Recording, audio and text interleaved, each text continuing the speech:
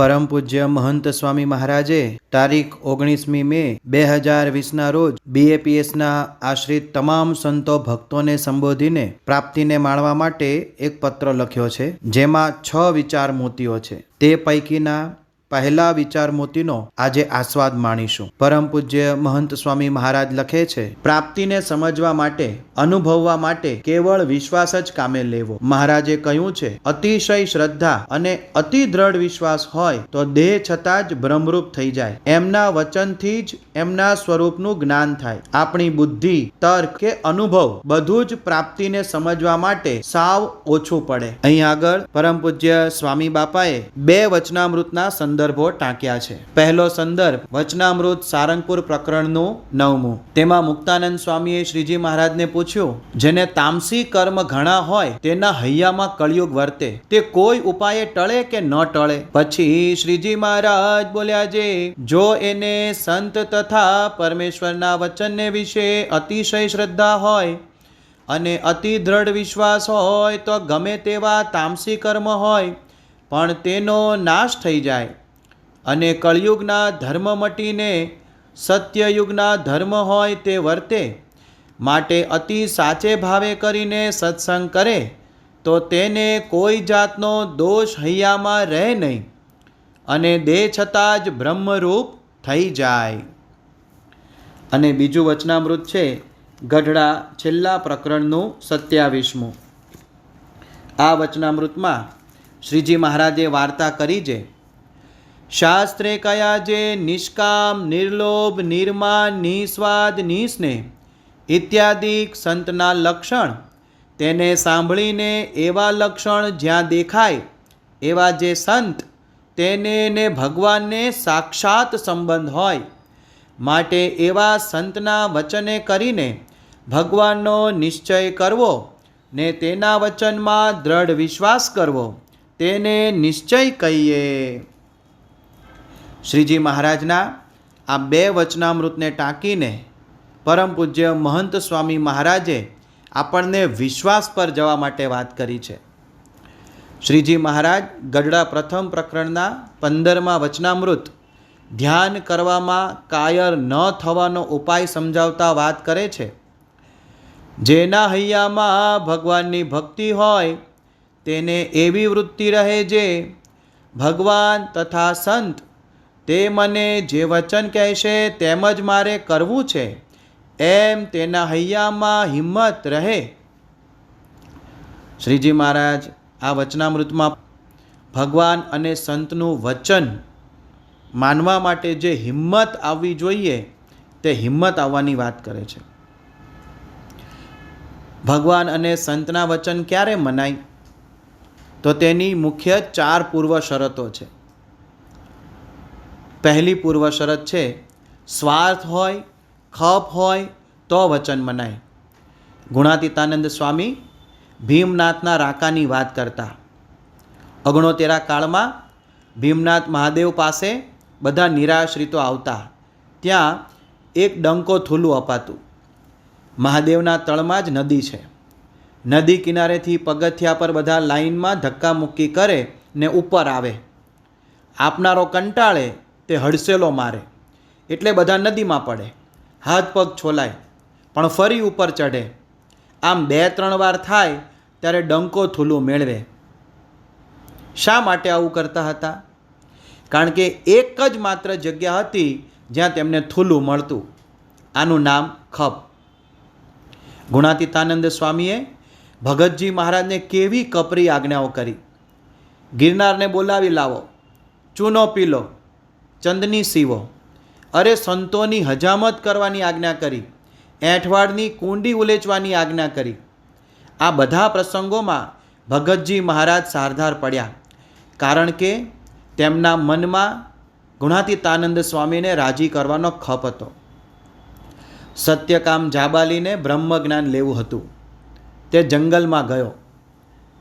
ગુરુએ કહ્યું, આ 400 ગાયમાંથી 1000 ગાય થાય ત્યારે બ્રહ્મ જ્ઞાન લેવા આવજે. અને તેમના વચનમાં વિશ્વાસ રાખી મંડી પડ્યો તો તેને બ્રહ્મ જ્ઞાન થયું. તો બ્રહ્મ જ્ઞાન લેવાનો ખપ હતો તો 400 ગાયમાંથી 1000 ગાય કરવાની સાધના કરી. શ્રીજી મહારાજના પરમહંસો કેવા કેવા કપરા પ્રકરણોમાંથી પસાર થયા છે. શિયાળામાં અડધી રાત પછી ઠંડા પાણીમાં બેસવાનું, કંતાન ટાટ પહેરવાનું, ગામની સીમમાં ઝાડ નીચે રહેવાનું, અરે કૂતરું સૂંઘીને જતું રહે એવું નિસ્વાદી ભોજન પાણીમાં પલાળીને ગોળો બનાવીને જમવાનું. આવા તો 114 પ્રકરણોમાંથી પસાર થયા છે. કારણ એટલું જ કે તેમને શ્રીજી મહારાજને રાજી કરવાનો ખપ હતો. બીજી પૂર્વ શરત છે, હેત પ્રીતિ હોય તો ગમે તેવું કપરું વચન હોય તે મનાય છે. શ્રીજી મહારાજે કાર્યાણીના 11મા વચનામૃતમાં ગોપીઓની શ્રી કૃષ્ણ પ્રત્યેની પ્રીતિ વર્ણવી છે. હેત અને પ્રીતિ હોય તો ન કરવાનું પણ કરે. ચોરને પોતાના સ્ત્રી પુત્ર આદિકમાં હેત છે તો અન્યને મારીને, ઝૂંટવીને, દુઃખી કરીને પણ ચોરી કરે છે ને ઘરના સગાને રાજી કરે છે. દાદા ખાચરને શ્રીજી મહારાજ સાથે પ્રીતિ હતી તો મહારાજે કહ્યું, તમારો ગરાસ બહેનોને લખી આપો, તો તત્કાળ લખી આપ્યો. શ્રીજી મહારાજે ભાદરાથી સુરા, સોમલા, માચા ખાચર આદિ 18 ગામ ધણીઓને પત્ર લખ્યા કે તમે આ પત્ર મળે કે જ્યાં હો ત્યાંથી બધું છોડીને તત્કાળ સાધુ થઈને અમારી પાસે આવી જજો. તો સૌ તત્કાળ નીકળ્યા. બાકી ગામ ગરાસ છોડવા કઠણ પડે કે નહીં. ત્રીજી પૂર્વ શરત છે, મહાત્મ્ય જ્ઞાને સહિત નિશ્ચય હોય તો તરત વચન મનાય. શ્રી નીલકંઠવર્ણી મહારાજ લોજમાં હતા. એ વખતે રામાનંદ સ્વામીએ ભુજથી પત્ર લખ્યો કે જો સત્સંગમાં રહ્યાનો ખપ હોય તો થાંભલાને બાથ ભીડીને પણ રહેવું પડશે. આ પત્ર મળ્યો, વાંચ્યો કે તરત નીલકંઠવર્ણી મહારાજે થાંભલાને બાથ ભીડી.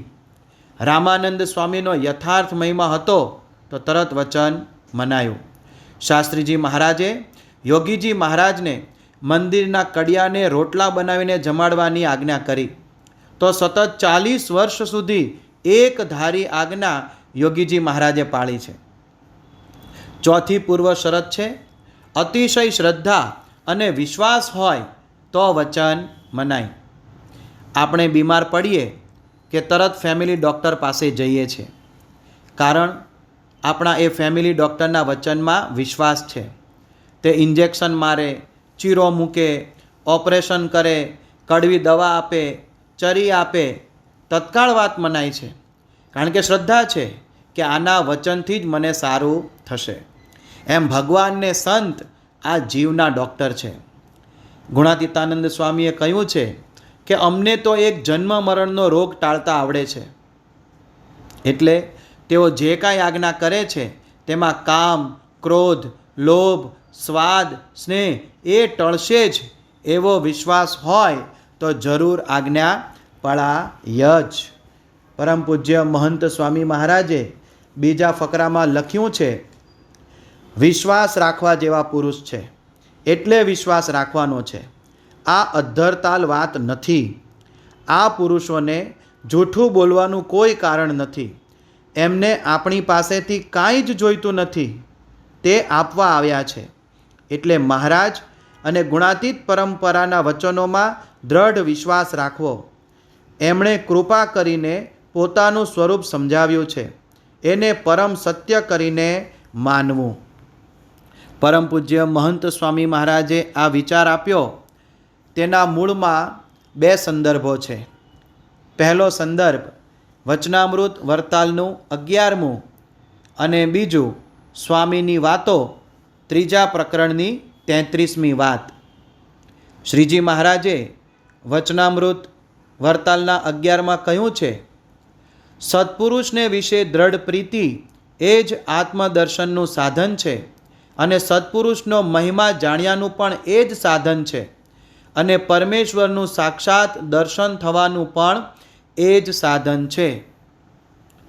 ગુણાતીતાનંદ સ્વામીની વાતો 3જા પ્રકરણની 33મી વાત. સ્વામિનારાયણ હરે સ્વામીએ વાત કરી જે સત્સંગમાં એમ વાત થાય છે જે જીવ બ્રહ્મરૂપ થઈ જાય ત્યારે પૂછ્યું જે સત્સંગમાં વાત તો થાય છે તોય જીવ બ્રહ્મરૂપ કેમ થતો નથી? પછી સ્વામી બોલ્યા છે, હેતે કરીને સત્પુરુષમાં જીવ બાંધ્યો નથી, અને સત્પુરુષમાં જીવ બાંધ્યો હોય તો તેનો વિશ્વાસ ન આવે. ત્યારે વળી પૂછ્યું છે, હેતે કરીને જીવ બાંધ્યો હોય તેનો વિશ્વાસ કેમ ન આવે?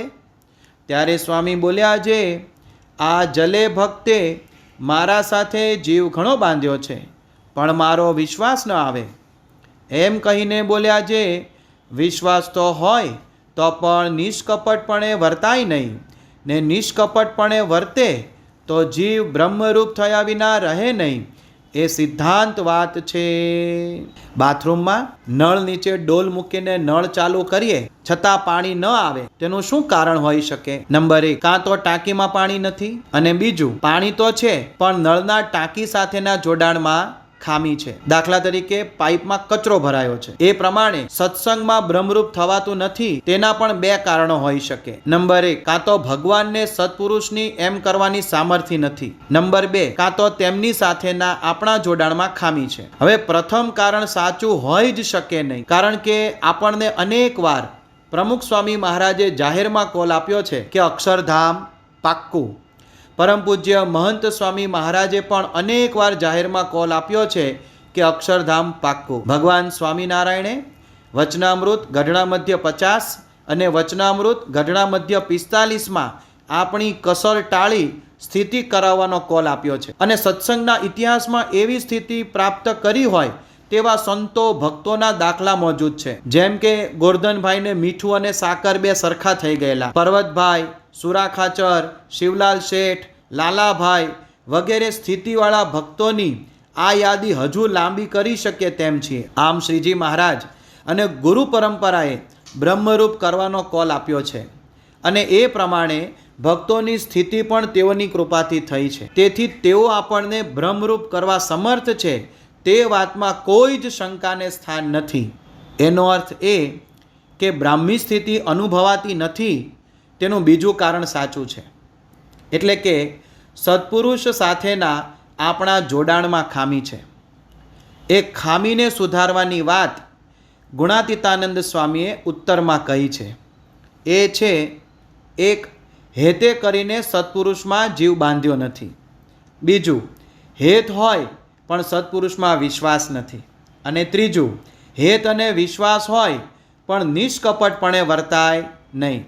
આમ સત્પુરુષ સાથે જોડાણના 3 ક્રમબદ્ધ પગથિયા છે. તે આપણા જીવનમાં સિદ્ધ થાય તો સત્સંગનું ફળ મળે, બ્રહ્મરૂપ થવાય. જેણે જેણે સત્પુરુષ સાથે હેત, વિશ્વાસ અને નિષ્કપટ ભાવે જોડાણ કર્યું છે તેને આવું ફળ મળ્યું જ છે. આચાર્ય શ્રી રઘુવીરજી મહારાજ તીર્થવાસી થઈ ગુણાતીતાનંદ સ્વામીનો સમાગમ કરવા માટે જૂનાગઢમાં ગયા અને હેત રાખ્યો, વચનમાં વિશ્વાસ રાખ્યો, પોતે નિષ્કપટપણે વર્ત્યા તો બ્રાહ્મી સ્થિતિને પામી ગયેલા. વરતલના કોઠારી ગોવર્ધનદાસ ભગત કહેતા કે જૂનાગઢ જઈને આવ્યા પછી આચાર્ય રઘુવીરજી મહારાજ એ સ્વામીમય થઈ ગયેલા. એટલે મહંત સ્વામી મહારાજને પ્રશ્ન પૂછ્યો હતો કે આપ યુવકમાં હતા ત્યારે પહેલાં તો યોગી બાપાથી દૂર ભાગતા, તેઓ ઘરે આવે અને આપ પાછલા દરવાજેથી બહાર જતા રહો, તો પછી એમનામાં આવું હેત કેવી રીતે થઈ ગયું કે સાધુ બની ગયા? ત્યારે સ્વામી બાપાએ જણાવેલું, જ્યારે તળાવની પાળે હું બેઠેલો અને યોગી બાપા ત્યાંથી વિદાય થતા હતા ત્યારે તેઓએ મારી પાસે આવી માફી માંગી કે આપને ત્યાં અમે ઉતારો કર્યો તો તમને તકલીફ પડી હોય તો માફ કરજો. આ ઘટના બન્યા પછી મને થયું કે આ સંત કેવા ગુણિયલ છે કે મારા જેવા તોફાની છોકરાની માફી માંગે. પછી ત્યાં જ 2-3 કલાક હું બેસી રહ્યો અને યોગી બાપાનો આ ગુણ જ વિચારતો રહ્યો. પછી તો ધીરે ધીરે યોગી બાપા સાથે મળવાનું વધાર્યું અને તેમના ગુણોનો પરિચય થતો ગયો.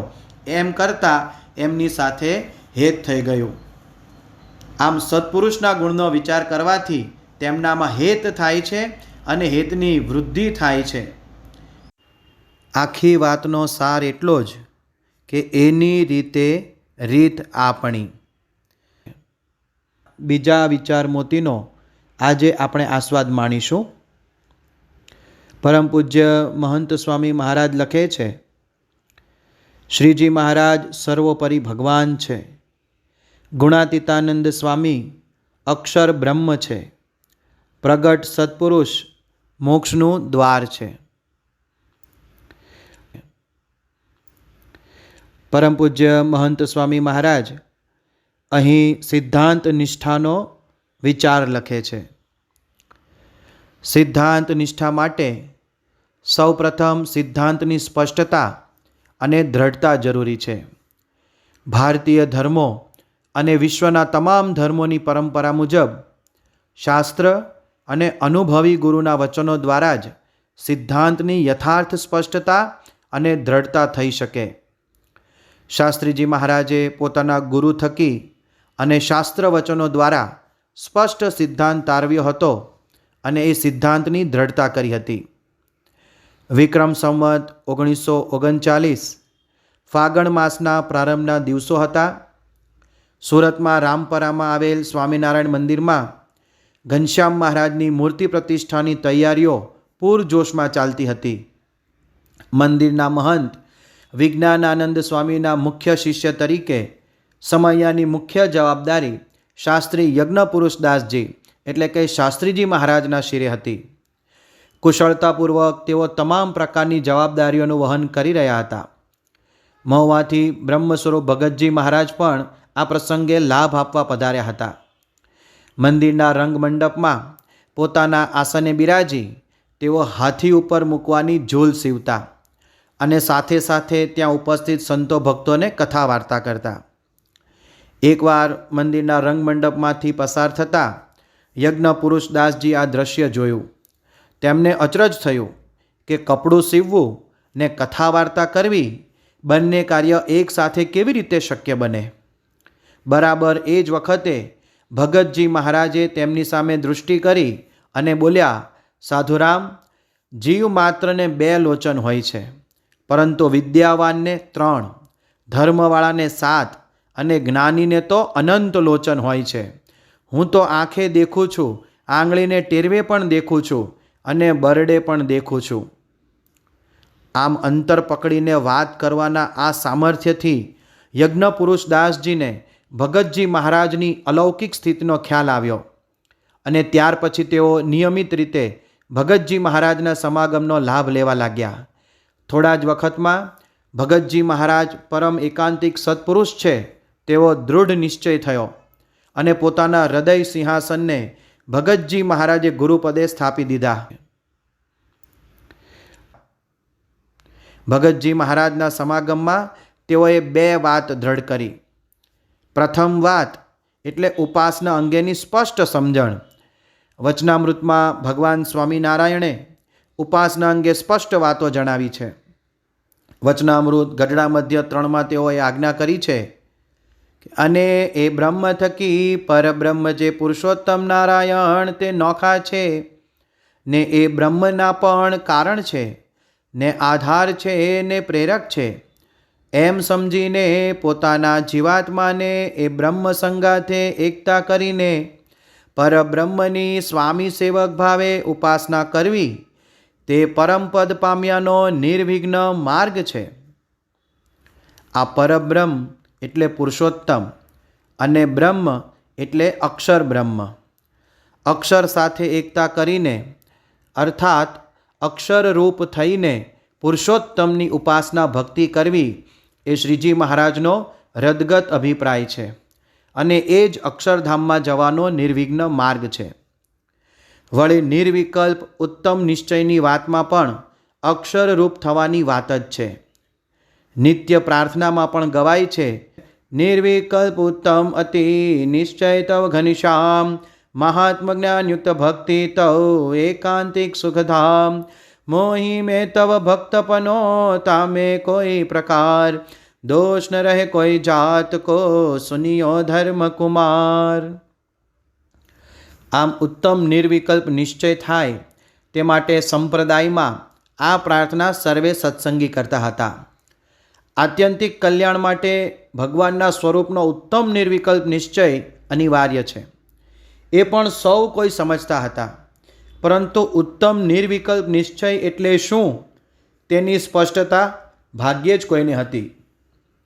ભગતજી મહારાજે વચનામૃત લોયા પ્રકરણના 12ના આધારે સમજાવ્યું કે કોટી કોટી બ્રહ્માંડ જે અક્ષરને વિશે અણુની પેઠે ઉડતા ફરે છે તે પુરુષોત્તમ નારાયણનું ધામરૂપ અક્ષર તે રૂપે રહ્યા થકા પુરુષોત્તમ નારાયણની ઉપાસના ભક્તિ કરવી એ જ ઉત્તમ નિર્વિકલ્પ નિશ્ચય. એટલે કે અક્ષરરૂપ થઈને પુરુષોત્તમની ભક્તિ કરવી અને તે માટે અક્ષરનો મહિમા સમજવો, તેમનો મન કર્મ વચને સમાગમ કરવો. શાસ્ત્રીજી મહારાજને આ વાત અંતરમાં બેસી ગઈ કે અહીં ભગવાન સ્વામિનારાયણ એટલે પરબ્રહ્મ, પરંતુ બ્રહ્મ એટલે કોણ? એ બ્રહ્મ, અક્ષર બ્રહ્મ, મૂળ અક્ષર વગેરે શબ્દો જેના માટે પ્રયોજાયા છે એ નિશ્ચિતપણે કોઈ વ્યક્તિ છે એવું તેમને નક્કી થઈ ગયું. બીજી વાત એટલે ગુણાતીતાનંદ સ્વામી અક્ષર બ્રહ્મ.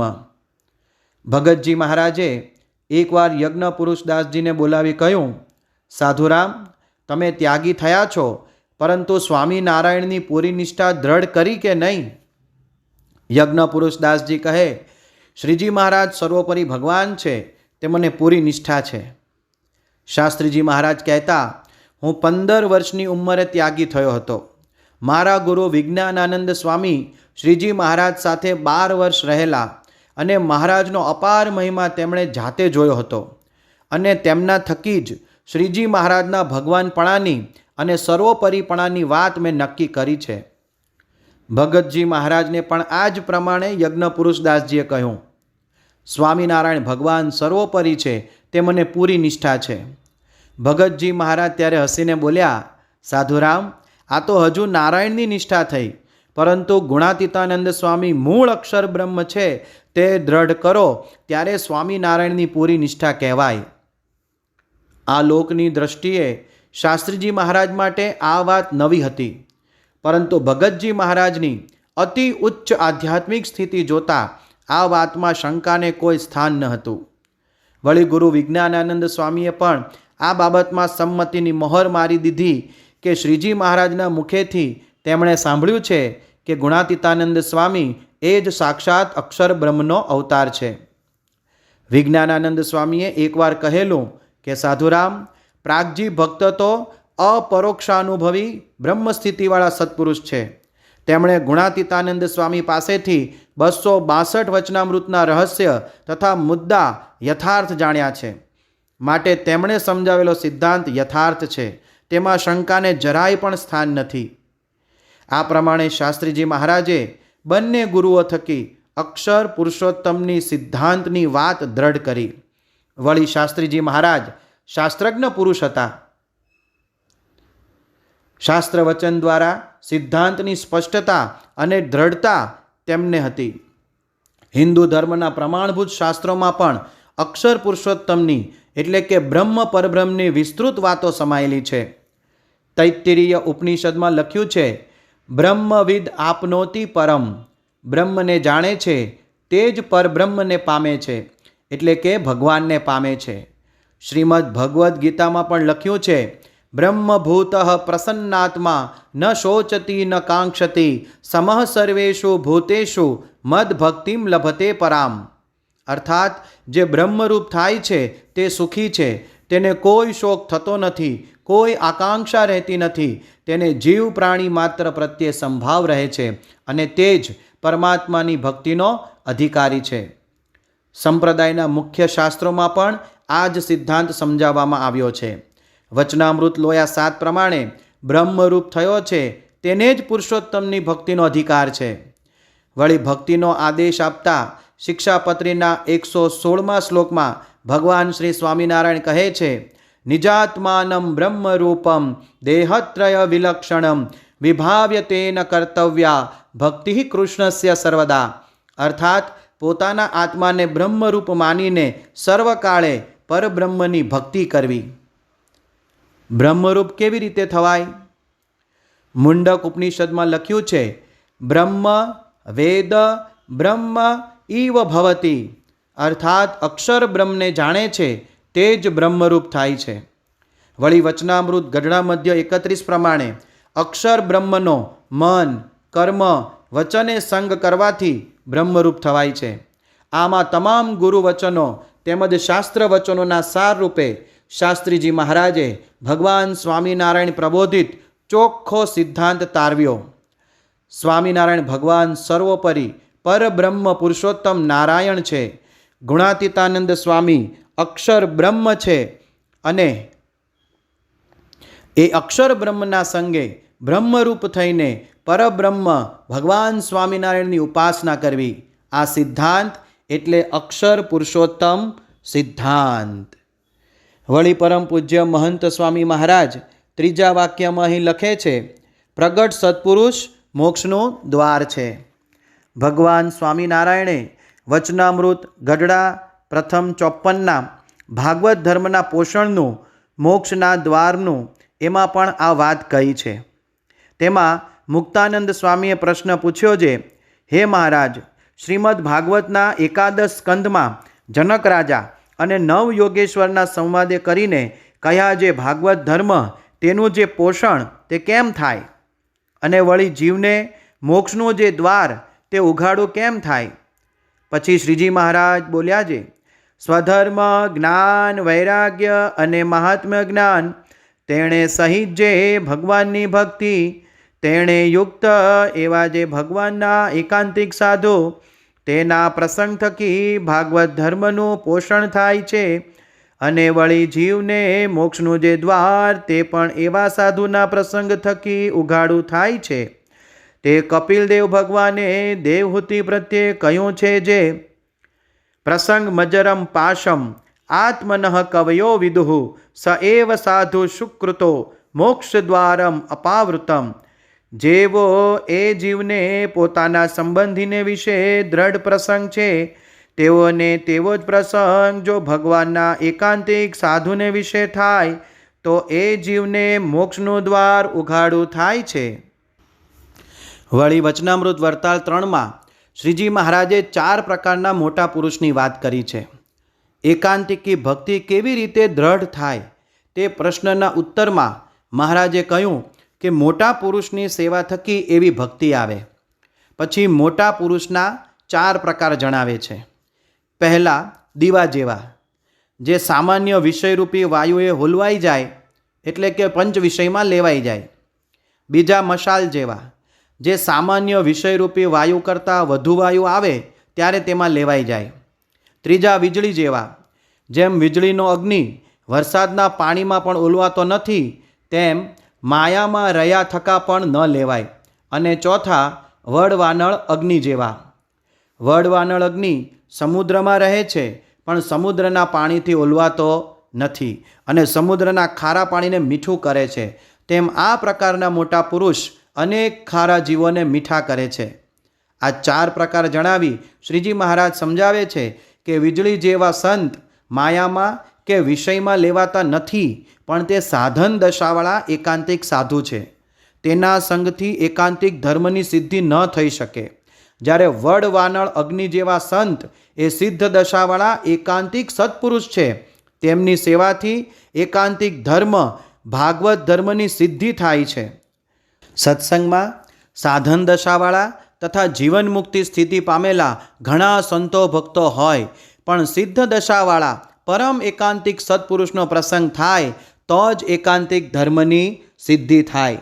પરબ્રહ્મ ભગવાન શ્રી સ્વામિનારાયણ અને અક્ષર બ્રહ્મ ગુણાતીતાનંદ સ્વામીની આપણી ઉપર કૃપા દ્રષ્ટિ થઈ છે કે આપણને વર્તમાન કાળે પરમ પૂજ્ય મહંત સ્વામી મહારાજ પ્રગટ સત્પુરુષ મળ્યા છે.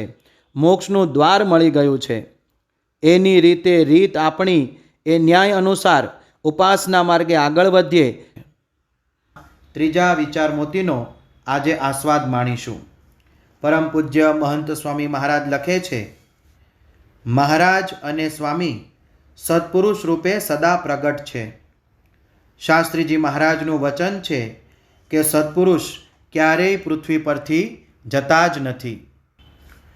અહીં પરમ પૂજ્ય મહંત સ્વામી મહારાજ પ્રગટની વાત કરે છે. પ્રગટ ભગવાન એટલે કોણ? શ્રીજી મહારાજ જ્યારે પૃથ્વી ઉપર પ્રગટ હતા ત્યારે તેઓ પોતે પ્રગટ ભગવાન હતા. તેઓ ગઢડા મધ્ય 13ના વચનામૃતમાં કહે છે કે જે તેજને વિશે મૂર્તિ છે તેજ આ પ્રત્યક્ષ મહારાજ છે એમ જાણજો. જેવી રીતે ભગવાન મૂર્તિમાં રહ્યા છે તેવી રીતે પરમ એકાંતિક ગુણાતીત સંતમાં પણ ભગવાન સમ્યકપણે રહ્યા છે. વચનામૃત ગઢડા પ્રથમ 27માં શ્રીજી મહારાજ કહે છે, જ્ઞાન ભક્તિ વૈરાગ્યાદિક જે અનંત શુભ ગુણ તેણે યુક્ત જે ભક્ત હોય તેના હૃદયમાં ભગવાન નિવાસ કરીને રહે છે. એ સમર્થ તો કેવો જે એના નેત્રમાં ભગવાન જોનારા છે અને તેના પગમાં ચાલનારા ભગવાન છે. એમ એ સંતની સર્વ ઇન્દ્રિયોમાં ભગવાન રહ્યા છે. વળી સારંગપુરના 10મા વચનામૃતમાં મહારાજ કહે છે, એવા સંતનું દર્શન થયું ત્યારે એમ જાણવું જે મને સાક્ષાત્કાર ભગવાનનું દર્શન થયું. તથા વચનામૃત ગઢડા અંત્ય પ્રકરણના 26માં કહે છે, ભગવાનની પેઠે સેવા કરવા યોગ્ય એવા જે સંત તે કેવા હોય તો ઇન્દ્રિયો અંતઃકરણ આદિક જે માયાના ગુણ તેની જે ક્રિયા તેને પોતે દાબીને વર્તે પણ એની ક્રિયાએ કરીને દબાય નહીં ને ભગવાન સંબંધી ક્રિયાને જ કરે ને પંચવર્તમાનમાં દ્રઢ રહેતા હોય ને પોતાને બ્રહ્મરૂપ માને ને પુરુષોત્તમની ઉપાસના કરે એવા જે સંત તેને મનુષ્ય જેવા ન જાણવા ને દેવ જેવા ન જાણવા. કેમ જે એવી ક્રિયા દેવ મનુષ્યને વિશે હોય નહીં એવા સંત મનુષ્ય છે તો પણ ભગવાનની સેવા કરવા યોગ્ય છે. વળી પુરુષોત્તમ પ્રકાશમાં સદગુરુ નિષ્કુળાનંદ સ્વામી શ્રીજી મહારાજના શબ્દોને નોંધતા હોય તેમ લખે છે, સંત હું ને હું તે વળી સંત રે એમ શ્રીમુખે કહે ભગવંત રે. સંત માનજો મારી મૂર્તિ રે એમાં ફેર નથી એ કરતી રે. શ્રીજી મહારાજનો આ રદગત અભિપ્રાય અનુભવેલા સદગુરુ નિષ્કુળાનંદ સ્વામી એમના એક કાવ્યમાં લખે છે, ધન્ય ધન્ય એ સંત સુજાણને જેના આપમાં હરિનો વ્યાપ સંત તે સ્વયં હરિ. મીરાબાઈએ પણ ગાયું, હારે હરિ વસે હરિના જન્મા હારે તમે શું કરશો જય વનમાં. તો આપણા ગુજરાતના જૂનાગઢના ભક્ત કવિ નરસિંહ મહેતા ગાય છે, પ્રાણ થકી મુને વૈષ્ણવ વાલા રાત દિવસ હૃદય ભાવું રે. અને સંત કબીરજી પણ ગાય છે, સાહબ કા ઘર સંતન માહી સંત સાહબ કછું અંતર નાહી. જૂનાગઢમાં જાગા ભક્ત ધ્યાનમાં બેઠા હતા ને વિચાર આવ્યો, આપણો જન્મ પાછળથી થયો તેથી શ્રીજી મહારાજના દર્શન થયા નહીં. અંતરે ઉદાસીનતા આવી ગઈ. ત્યારે ગુણાતીતાનંદ સ્વામી બોલ્યા કે તમને ફક્ત શ્રીજી મહારાજનો આકાર દેખાતો નથી પણ એક રોમનોય ફેર નથી તે વાત જાણજો. મહારાજ ગુણાતીત સત્પુરુષના અંગો અંગમાં રહ્યા છે. એકવાર અમદાવાદની સભામાં શાસ્ત્રીજી મહારાજે મનુષ્ય દેહની દુર્લભતા અને સત્પુરુષના મહિમાની અદ્ભુત વાતો કરી. ત્યારે સભા વચ્ચે જ પાસે આવીને ભગતજી મહારાજે રંગ છે સ્વામી એમ કહીને પોતાના 2 હાથ શાસ્ત્રીજી મહારાજને માથે મૂક્યા અને બહુ જ રાજીપો બતાવ્યો. ત્યારે એક હરિભક્તે કહ્યું, તમે ગૃહસ્થ છો તેથી સાધુને માથે હાથ ન મુકાય. ત્યારે ભગતજી મહારાજ કહે, મેં નથી મૂક્યા, સહજાનંદ સ્વામીએ મૂક્યા છે. આમ પોતામાં પ્રગટપણું બતાવ્યું. એ જ શાસ્ત્રીજી મહારાજનું વચન છે કે સત્પુરુષ ક્યારેય પૃથ્વી પરથી જતા જ નથી. અક્ષર બ્રહ્મ ગુણાતીતાનંદ સ્વામીની 5મા પ્રકરણની 106મી વાત છે. સ્વામિનારાયણ હરે સ્વામીએ વાત કરી જે જગતમાં દાન પુણ્ય સદાવ્રત ઘણા કરે છે પણ દ્રૌપદીની ચીંથરી તથા વિદુરજીની ભાજી તથા સુદામાના તાંદૂલ એટલું લખાણું. ભગવાન તો અધમ ઉદાહરણ છે, પતિત પાવન છે ને અશરણ શરણ છે પણ ભગવાનનો આશરો કરે તો તે ઉપર અજામેલ તથા વિષ્યાની નિયમ પાળ્યાની વાત કરી. માટે આધાર વિના દ્રઢતા રહે નહીં. આધાર તે શું? જે કૂવામાં બુડતા હોઈએ ને મૂળિયું હાથમાં આવે તો નહીં બુડાય એવી દ્રઢતા રહે છે, તેમ પ્રગટ મૂર્તિના આધારથી મોક્ષની દ્રઢતા રહે છે. તે ઉપર ઇન્દ્રની વાત કરી જે નારદજીના વચનથી પોતાના ભાઈ વામનજીને ભગવાન જાણીને તેનું ધ્યાન કર્યું. તેથી 4 બ્રહ્મહત્યા ટળી. પ્રગટ સૂર્યથી અજવાળું થાય, પ્રગટ જળથી મળ ધોવાય ને પ્રગટ ચિંતામણીથી દ્રવ્યની ભૂખ જાય, તેમજ પ્રગટ ભગવાનથી મોક્ષ થાય. આ વાતમાં ગુણાતીતાનંદ સ્વામીએ પૂર્વે થઈ ગયેલા ભક્તોના આખ્યાનો દ્વારા આપણને મોક્ષ માર્ગની સરળ રીત બતાવી છે. મોક્ષ એટલે શું? યોગીજી મહારાજ કહેતા કે મોહનો ક્ષય એટલે મોક્ષ. મોહ એટલે સત્યમાં અસત્યની ભ્રાંતિ અને અસત્યમાં સત્યની ભ્રાંતિ. જગત ખોટું છે છતાં સાચું મનાય છે, અને ભગવાન સત્ય છે છતાં સાચા મનાતા નથી અને એમનામાં ચિત્ત ચોંટતું નથી. આ જ મોહ છે. મોક્ષનું શ્રેષ્ઠ સાધન પ્રગટ ભગવાનનો આશરો છે. આ જગતમાં લોકો મોક્ષને માટે કેવા કેવા સાધનો કરે છે. માની ન શકાય એવા આકરા તપ કરે છે. ખૂબ મોટી રકમોના દાન કરે છે. પૂર્વે કેટલાકે તો પોતાનું સર્વસ્વ ન્યોછાવર કરી દીધું હતું. કેટલાક અતિશય દુર્ગમ એવી તીર્થયાત્રાઓ કરે છે. કોઈક સદાવ્રત ચલાવે છે, કોઈક ધાબળા અને વસ્ત્રોનું દાન કરે છે. એવા અનંત સાધનો મોક્ષને માટે લોકોએ પૂર્વે કર્યા હતા અને આજે પણ કરે છે. પરંતુ એમાંથી ખરેખર મોક્ષ કેટલાનો થયો?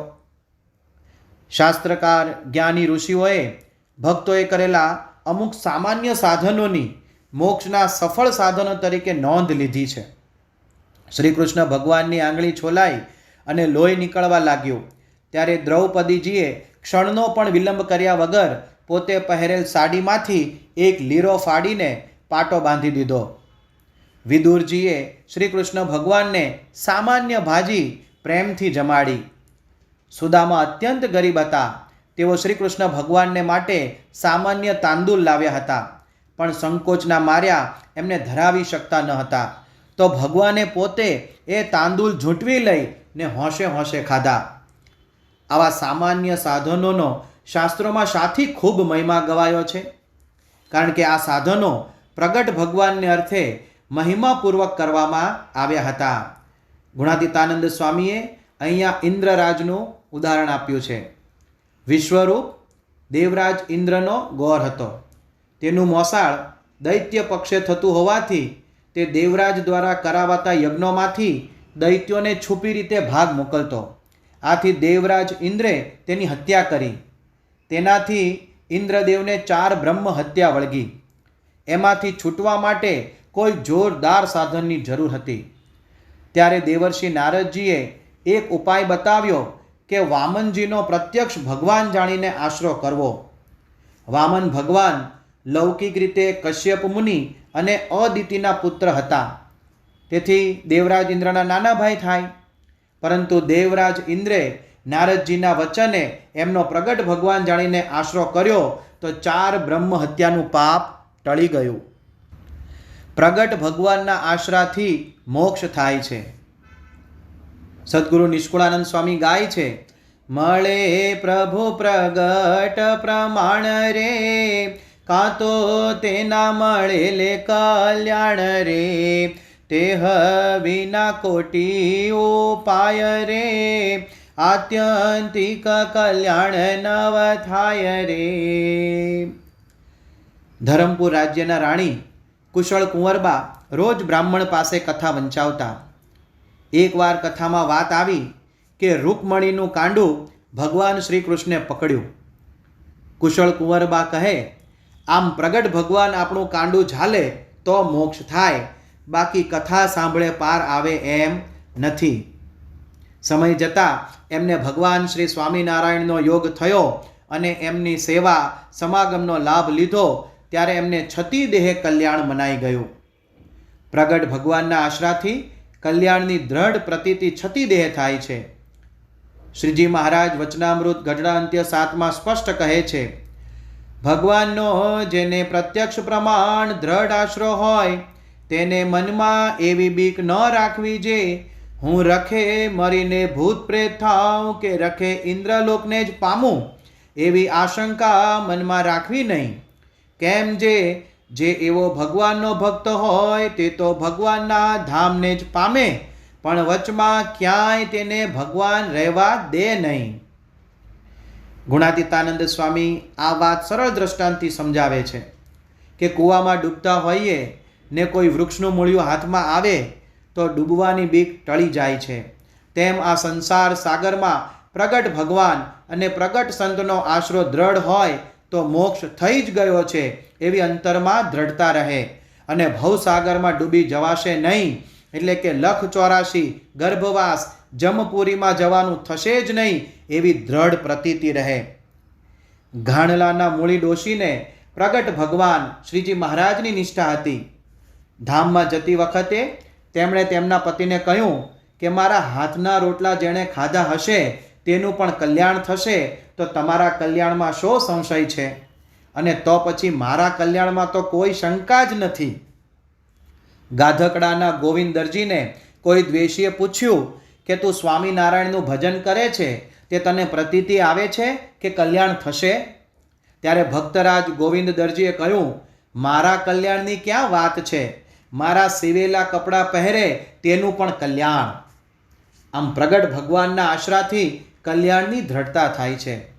દાન, પુણ્ય, સદાવ્રત વગેરે સાધનોથી કલ્યાણની પ્રતીતિ આવતી નથી.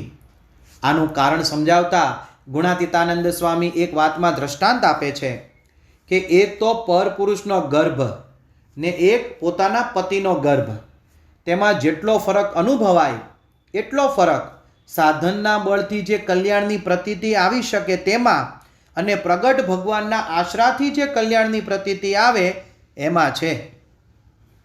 તારીખ 12મી નવેમ્બર 1988ના રોજ પરમ પૂજ્ય પ્રમુખ સ્વામી મહારાજ નૈરોબીમાં બિરાજમાન હતા. સ્વામીશ્રીને એકલા બેઠેલા જોઈને પૂજ્ય શુકમુનિદાસ સ્વામીએ પૂછ્યું, સ્વામી એકલા કેમ બેઠા છો? ત્યારે પરમ પૂજ્ય પ્રમુખ સ્વામી મહારાજે કહ્યું, એકલો ક્યાં બેઠો છું, ભગવાનને ધારીને બેઠા છીએ તો એકલા ન કહેવાય. પૂજ્ય શુકમુનિદાસ સ્વામીએ બીજો પ્રશ્ન પૂછ્યો, મને તો ભગવાન દેખાતા નથી. પરમ પૂજ્ય સ્વામી બાપાએ પ્રતિ પ્રશ્ન કર્યો, ભગવાન જોવા છે? હવે ભગવાન જોવાની ઈચ્છા કોને ન હોય? એટલે તરત જ પૂજ્ય શુકમુનિદાસ સ્વામીએ કહ્યું, હા. અને સ્વામી બાપાએ તેમની આંખમાં આંખ પરોવી ને કહ્યું, લે દેખાય જો. એમ કહીને 15થી 20 સેકન્ડ આવી રીતે આંખોમાં આંખ પરોવીને જોઈ રહ્યા ને પછી કહે, જે અક્ષરધામમાં છે તે જ આ છે, માટે સાક્ષાત ભગવાન મળ્યા છે એવો જ ઉમંગ, કેફ ને બળ રાખવા. કોઈ કહે કે ભગવાન જોયા છે તો હા પાડવી. એ જ પ્રમુખ સ્વામી મહારાજે પરમ પૂજ્ય મહંત સ્વામી મહારાજની આપણને ભેટ આપી છે. તેઓ શ્રી હરિના છઠ્ઠા આધ્યાત્મિક વારસદાર પ્રગટ સત્પુરુષ છે. પરમ પૂજ્ય મહંત સ્વામી મહારાજના સંગે સેંકડો સંતો અને હજારો હરિભક્તોને છતી દેહે પરમ કલ્યાણની દ્રઢ પ્રતીતિ થઈ ચૂકી છે. એની રીત આપણી ન્યાય અનુસાર ઉપાસના માર્ગે આગળ વધીએ. ચોથા વિચાર મોતીનો આજે આસ્વાદ માણીશું. પરમ પૂજ્ય મહંત સ્વામી મહારાજ લખે છે, સંત એ જ સાક્ષાત ભગવાનનું સ્વરૂપ છે. યોગીજી મહારાજ અને પ્રમુખ સ્વામી મહારાજ મનુષ્ય રૂપે આપણા જેવા જ લાગે, પણ એ મનુષ્ય નથી, તે સાકરનું નારિયેળ છે. ઐશ્વર્ય બતાવે કે ન બતાવે તે એમની મરજીની વાત છે, પણ એ અક્ષરધામના જ પુરુષ છે. એમને વિશે સંપૂર્ણ દિવ્ય ભાવ રહે તો જ પ્રાપ્તિનું સુખ આવે. અહીં પરમ પૂજ્ય મહંત સ્વામી મહારાજે આપણને સૌને નિશ્ચયની વાત કરી છે, સ્વરૂપ નિષ્ઠાની વાત કરી છે. શ્રીમદ ભાગવતના 7મા અધ્યાયમાં આ પ્રસંગ આવે છે. યુધિષ્ઠિર રાજાના રાજસૂય યજ્ઞમાં નારદજી પધાર્યા હતા. નારદજીએ ત્યારે યુધિષ્ઠિર રાજાને ગૃહસ્થ માટે મોક્ષ પ્રાપ્તિનો ઉપદેશ આપ્યો હતો. આ ઉપદેશમાં તેઓએ ગુરુને કેવા સમજવા, કેવી દૃષ્ટિથી નિહાળવા, ગુરુમાં કેવો ભાવ લાવવો તેની વાત કરી હતી. તેઓ કહે છે, યસ્ય સાક્ષાત ભગવતી જ્ઞાનદીપ પ્રદે ગુરૌ મર્ત્ય સિદ્ધિ શ્રુતમ તસ્ય સર્વમ કુંજર શૌચવત. સાક્ષાત ભગવાન એવા જ્ઞાનનો પ્રકાશ આપનારા ગુરુમાં જે મનુષ્ય બુદ્ધિ ધરાવે છે તેનું તમામ શાસ્ત્ર શ્રવણ જ્ઞાન હાથીના સ્નાન જેવું વ્યર્થ છે. હાથી સ્નાન કરીને શુદ્ધ થયા બાદ પોતાની સૂંઢ વડે શરીર પર ધૂળ નાખે છે. તેથી સ્નાન કરવા છતાં હાથી પાછો અશુદ્ધ થઈ જાય છે. એ જ રીતે જે મનુષ્ય ગુરુમાં ભગવાનની ભાવનાને બદલે મનુષ્ય ભાવ કલ્પે છે તેનું જ્ઞાન વ્યર્થ છે. એટલે કે ગુરુ સાક્ષાત ભગવાન પ્રગટ છે એવી દૃષ્ટિ અને એવો ભાવ ગુરુમાં રાખવો જોઈએ. આપણા સનાતન શાસ્ત્રોએ આપણને ગુરુ સાક્ષાત પરમ બ્રહ્મનો મંત્ર આપ્યો છે અને મહાભારત જેવા ઇતિહાસ ગ્રંથોએ પણ તે દૃઢાવ્યો છે. આ મંત્ર પ્રમુખ સ્વામી મહારાજે પોતાના જીવનમાં ચરિતાર્થ કર્યો છે. તેઓએ ગુરુને સાક્ષાત પરમાત્માના ભાવથી સેવ્યા છે અને એટલે જ તેઓ ગુરુમાં અખંડ નિર્દોષ ભાવ અને દિવ્ય બુદ્ધિ રાખી શક્યા. પરમ પૂજ્ય પ્રમુખ સ્વામી મહારાજે દીક્ષા લીધી ત્યાર પછી તરતના સમયની આ વાત છે. એકવાર ગોંડલમાં સ્વામીશ્રીને કોઈએ કહ્યું કે શાસ્ત્રીજી મહારાજ આવ્યા છે અને ઉપર ઠાકોરજીના દર્શને ગયા છે. પરમ પૂજ્ય પ્રમુખ સ્વામી મહારાજ ત્યાં ગયા તો ઘનશ્યામ મહારાજ સાક્ષાત સુખ શૈયામાં સદેહ વિરાજમાન હતા એવા દર્શન થયા. સ્વામીશ્રીએ પૂછ્યું, શાસ્ત્રીજી મહારાજ ક્યાં છે? ઘનશ્યામ મહારાજે કહ્યું, નીચે ગયા. તરત પરમ પૂજ્ય પ્રમુખ સ્વામી મહારાજ શાસ્ત્રીજી મહારાજને શોધવા નીચે દોડી આવ્યા, પણ શાસ્ત્રીજી મહારાજ ન મળ્યા. વળી પાછું કોકે કહ્યું કે ઉપર ગયા, એટલે સ્વામી બાપા ફરી ઉપર ઠાકોરજી પાસે ગયા. ત્યારે ઘનશ્યામ મહારાજ અને શાસ્ત્રીજી મહારાજ બંનેના દર્શન થયા અને બંને મૂર્તિ એકમેકમાં ભળી ગઈ. આવા દિવ્ય દર્શન થયા. આ પ્રસંગના સંદર્ભમાં સ્વામીશ્રીને એકવાર પ્રશ્ન પૂછ્યો કે સાક્ષાત ઘનશ્યામ મહારાજે મૂર્તિમાંથી પ્રગટ થઈ આપને દર્શન આપ્યા તો આપ એમની સાથે વાત કરવા ન રોકાયા અને શાસ્ત્રીજી મહારાજના દર્શન માટે દોડી ગયા, એવું કેમ? ત્યારે સ્વામીશ્રીએ કહ્યું, ભગતજી મહારાજને શ્રીજી મહારાજે કહેલું કે સાધુ દેખાયા તો ભગવાન દેખાશે. મૂળ તો ગુરુની અંદર જ બધો ભાવ આવી ગયેલો, જુદા મનાયા જ નહોતા. તેથી તેમનામાં જ હેત પ્રેમ અને લગ્ની. એટલે આપણને થાય કે સ્વામીને મળીએ, તેમની સાથે વાતચીત કરીએ એટલે ફક્ત સ્વામીની વાત પૂછીને દોડી ગયા, બીજી વાત કરવાની ન રહી. ગુરુમાં જ ભગવાનના દર્શન એવા ભાવથી પરમ પૂજ્ય પ્રમુખ સ્વામી મહારાજે ગુરુ શાસ્ત્રીજી મહારાજ સાથે જોડાયેલા. ગુણાતીતાનંદ સ્વામીએ તેમની વાતોમાં કહ્યું છે કે સ્વરૂપ નિષ્ઠા એ એકડો છે ને સાધન છે તે મીંડા છે. વળી બીજી એક વાતમાં કહ્યું છે કે ઉપાસનામાં ફેર પડે તો પ્રાપ્તિમાં ફેર પડે. ઉપાસનામાં કસર હોય તો ગર્ભવાસ ટળે નહીં. શ્રીજી મહારાજ વચનામૃત ગઢડા પ્રથમ 72માં કહે છે કે જેને ભગવાન ને ભગવાનના સંતને વિશે નિષ્ઠામાં જો કોઈ ફેર હોય તો ભગવાન તેનું રૂડું કરવાની ઈચ્છે તોય રૂડું થતું નથી. ઘોડો એકવાર કોઈને પોતાના દાંતથી પકડે પછી તેને ગમે તે મારો કરો તોય છોડે નહીં, પણ જો આંખમાં આંગળી ખોસો તો તરત છોડી દે. એમ ભગવાન જીવને કોઈ રીતે છોડે નહીં, પણ જો નિશ્ચયમાં કસર હોય તો ભગવાન લાચાર થઈ જાય છે. શ્રીજી મહારાજ વચનામૃત 55:7માં કહે છે કે જો આવી રીતે ભગવાનને જાણ્યામાં જેને સંશય હોય ને તે ઉર્ધ્વ રહેતા નૈષ્ઠિક બ્રહ્મચારી હોય ને મહાત્યાગી હોય તો પણ તેનું કલ્યાણ થવું અતિ કઠણ છે. નિશ્ચયમાં કસર એટલે એકડા વિનાના મીંડા. મણમાં 8-5 શેરીની ભૂલ, પોતાના આશ્રિતમાં આ કસર ન રહે તે માટે મહારાજ કહે છે કે નિશ્ચયમાં કસર રાખવી નહીં. શ્રીજી મહારાજે ભગવાન મનુષ્ય રૂપે અવતરે છે તેમાં દિવ્યતા જોવાની એક વિશિષ્ટ દૃષ્ટિ વચનામૃત 55 પ્રકરણના 7માં આપી છે. એવી રીતે હે સર્વના કારણ ને સદા દિવ્ય સાકાર એવા જે પ્રત્યક્ષ પુરુષોત્તમ નારાયણ તેની મૂર્તિને વિશે સાકરના રસની મૂર્તિની પેઠે ત્યાગ ભાગ સમજવો નહીં, ને જેવી મૂર્તિ દીઠી હોય તેનું જ ધ્યાન ઉપાસના ભક્તિ કરવી, પણ તેથી કાંઈ પૃથક ન સમજવું. અને તે ભગવાનમાં જે દેહભાવ જણાય છે તે તો નટની માયાની પેઠે સમજવો, અને જે આવી રીતે સમજે તેને તે ભગવાનને વિશે કોઈ રીતે મોહ થતો નથી. અને એવા તેજોમય દિવ્ય મૂર્તિ જે ભગવાન તે જીવોના કલ્યાણને અર્થે ને પોતાને વિશે 9 પ્રકારની ભક્તિ જીવોને કરાવવાને અર્થે કૃપા કરીને પોતાની જે સર્વ શક્તિઓ ઐશ્વર્ય પાર્ષદ તેણે સહિત થકા જ મનુષ્ય જેવા થાય છે, ત્યારે પણ જે એવા મર્મના જાણનારા છે તે ભગવાનનું સ્વરૂપ અક્ષરધામને વિશે જેવું રહ્યું છે તેવું જ પૃથ્વીને વિશે જે ભગવાનનું મનુષ્ય સ્વરૂપ રહ્યું છે તેને સમજે છે, પણ તે સ્વરૂપને વિશે ને આ સ્વરૂપને વિશે લેશ માત્ર ફેર સમજતા નથી. અને આવી રીતે જેણે ભગવાનને જાણ્યા તેણે તત્વે કરીને ભગવાનને જાણ્યા કહેવાય, અને તેને માયાની નિવૃત્તિ થઈ કહેવાય. અને એમ જે જાણે તેને જ્ઞાની ભક્ત કહીએ, ને તેને એકાંતિક ભક્ત કહીએ. શ્રીજી મહારાજે અક્ષરધામના અધિપતિ એવા સર્વોપરી અને સદા દિવ્ય સાકાર મૂર્તિ પોતે જ છે એવો સંકેત કર્યો છે, અને છતી દેહે જ દિવ્ય થવાની માસ્ટર કી આપી છે. કોઈ માણસ તળાવમાં ડૂબતો હોય તે બચવા માટે હાથ પગ હલાવે, તેને તારવા માટે કોઈ અંદર પડે, તે પણ હાથ પગ જ હલાવતો હોય.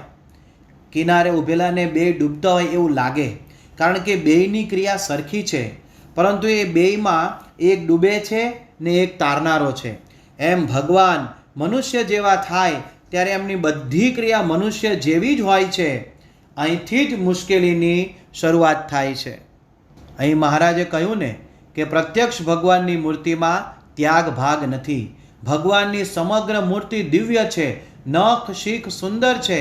જેમ સાકરની મૂર્તિના બધા જ અંગો મધુર હોય તેમ, જેમ નાળિયેરના છોતરા કાચલી ગર્ભ અને પાણી જુદા કરી શકીએ છે તેનો ત્યાગ ભાગ જોઈ શકાય છે, પરંતુ એ જ નાળિયેર સાકરનું બનાવ્યું હોય તો બધું જ મધુર.